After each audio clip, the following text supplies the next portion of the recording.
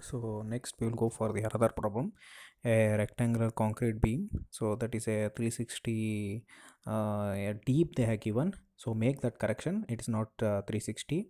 According to solution in this problem in the textbook, it is not 360. It is 300 deep and 200 wide. So this you have to make the correction. It is not 360. It is 300.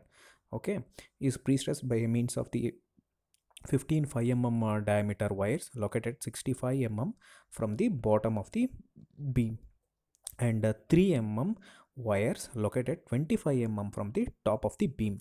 So you should be very careful. 15 uh, number of the which is located from the 65 from the bottom, and 5 located from the top. Okay. 5 wires which is located from the top, which is exactly 25 from the top of the beam. If the wires are initially tensioned for a stress, so initial stress it is given as 840 newton per square.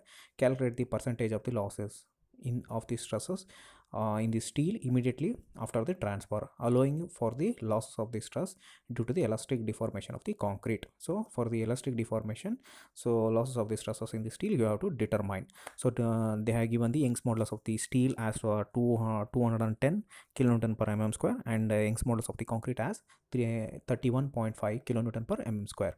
So you first what you have to do is you have to find out the position of the centroid of the wires from the soffit of the beams. So in order to find that, first you know this.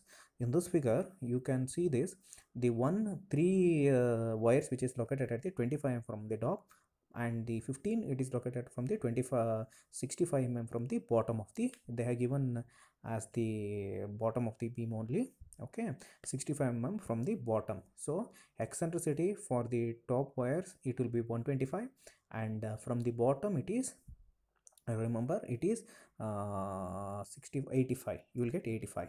Okay, so that is the only difference you have to keep it. But when you take the centroid, you take only reference to the bottom only. Okay.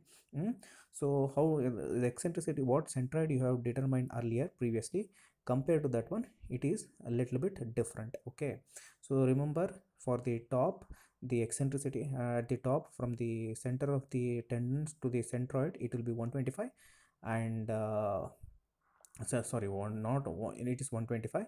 If you take to the bottom level of the x-axis, it is 275 for the tendons which is at the bottom of the section. So that is 65. So one, it is one will be the distance between the tendons from the top of the tendons to the bottom of the axis, it is 275, and tendons from the bottom of the tendon to the reference axis is 65. So two, I am taking the two distance.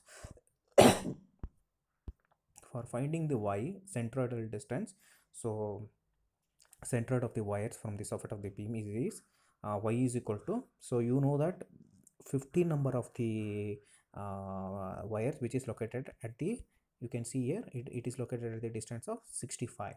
Okay, so that's why it is 15 into 65. So next one is the three wires which is located at the top, but it is located 25 from the top of the axis. So from there to bottom it is 275 so that's why here it is 3 into 275. So 15, so divided by 15 plus 3, totally 15 is at the bottom of the tendons at the bottom, and 3 is the tendons at the top. So this is how you have to calculate the centroid of the wires. So centroid of the wires is, you got 100. The eccentricity, take the deep of the section is 300, so centroid you will get it as 150, but centroid of the wires is 100. So 150 minus 100 is eccentricity, you will get 50. So that's what this 50 is. So compared to previous problem to this losses, so it is different. So earlier you have determined eccentricity is given, but here your eccentricity you have to calculate it in this way. Okay, now eccentricity, you got the difference between the the depth d divided by 2, that is 150. D is 300 divided by 2 is 150, so that is 150. 100 is the position of the center of the wires. Okay, the difference between this is the eccentricity, that is 50 mm. So next is the area of the concrete of the beam of the section, that is 200 by 300, so that is 6 into 10 to the power of 4. Now the moment of inertia you have to find it, that is bd cube divided by 12. B you take the 200, the depth will be a larger value in these two, they are given the depth directly, so you take it 300 cube divided by 12, that is 45 into 10 to the power of 7. So next is pre-stress, you have to find it. So you know that stress is equal to load by area, so load is equal to stress into area. Here load is 840, they are given directly, initial stress they are given as 840 Newton per mm square, you take it 840. And A is the area of the one tendon, the 5 mm diameter they are given. So if you calculate you will get 19.7 pi d square divided by 5, 4 you pi d square divided by 4, use that formula, you will get d value, you put it 5 and you will get the 19.7. And 18 is the total number of the tendons, that is 3 at the top and 15 at the bottom, so totally you will get around 18, so that is the 18 number into the area of one tendons. So finally pre-stress you will get it around 300 kilonewton. Okay, next after finding the stress, next you have to find out the stresses at the top of the wires and the bottom of the wires. Okay, so you know that formula, the P by A minus PE into the eccentricity, the centroidal distance you have to find, you have to take it from the top wires and as well as the bottom wires. It is PE divided by I. Okay, the stresses at the top wires is equal to P by A minus PE divided by I. What is this A small e and another E is, I will tell you. So one eccentricity you have determined the difference, that is 50 earlier, so you can take directly that one. But another E is not the E with the same E, you have to take it, you have to take this E. Okay, if you find out, if you are finding the stress at the top fibers, means you have to take 125, what I'm showing here, the distance, that is 125, that one you have to take it, because you're finding the stress at the top fibers to centroidal distance, you have to take it, that is an E value, that is 125 for the top fibers.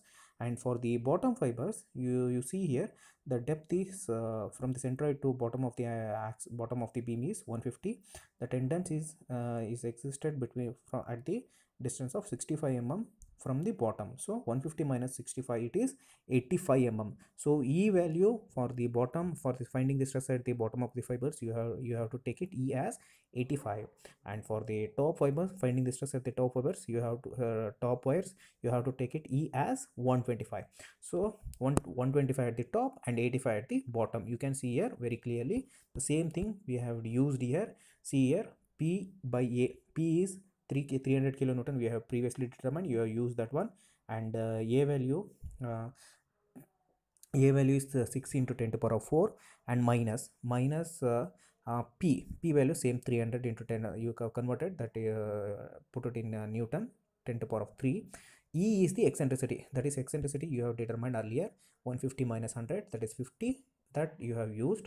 Next is 125, 125 is the top one here, the distance from the top of the tendons. So whatever I dotted in the dotted line, I have dotted to after top, after the dotted line I have written now, that one is the distance. Okay, dotted one is the tendons which is presented at that section.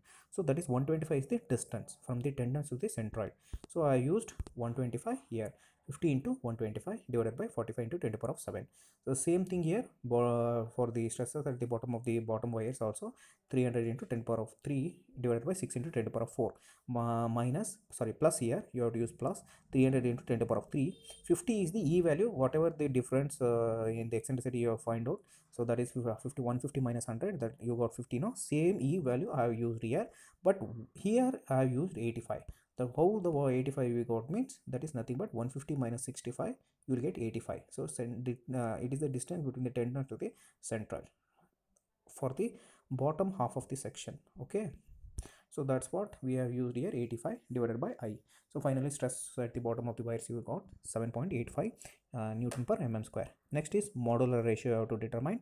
So we know that why we have to determine the modular ratio means that is due to the losses in the stresses in the wires. It is the product of the modular ratio and stresses at the top fibers. You want to find out stress at the top wires means it is the multiplication of the product of the modular ratio into stress at the top fibers. Okay, so modular ratio is equal to ES divided by EC. ES is the Young's modulus of the steel and EC is the Young's modulus of the concrete. Young's modulus of the steel is 210 kilonewton per mm square. So EC is 331.5. So modular ratio will got 6.68. So loss in the stresses in the wires at the top, it is 6.68. That is the modular ratio. So alpha E, and 0.83 is the stresses at the top fibers. So alpha into F top ft. Okay, 0.83. So finally stresses, loss of the stresses and the top at the top wires is 5.55 Newton per mm square. So loss of the stresses in the wires for the bottom, it is same formula, alpha E into FB. FB here, the stresses at the bottom of the fibers is 7.85. The same modular ratio, use the same value 6.68. So finally you will get the loss of the stresses in the bottom of the wires is 52.5. So now what you do is, initial stress they have given, that is of 840. Now you find out the loss of the top wires and bottom wires. For top wires you have determined the loss, it is 5.55. At the previous one you can see here 5.55 you have taken. So loss of the stresses at the top fibers is 5.55 divided by initial pre-stress is 840, so into 100. So you will get the loss of the stresses at the top wires is 0.6 is percentage. Okay, so next is loss of the wires at the bottom. You got the loss of the stresses for the bottom of the wires is 52.5. Take that one, initial stress they are given as 840, multiple by 100, you will get the loss of the percentage of the loss in the bottom of the wires is 6.25.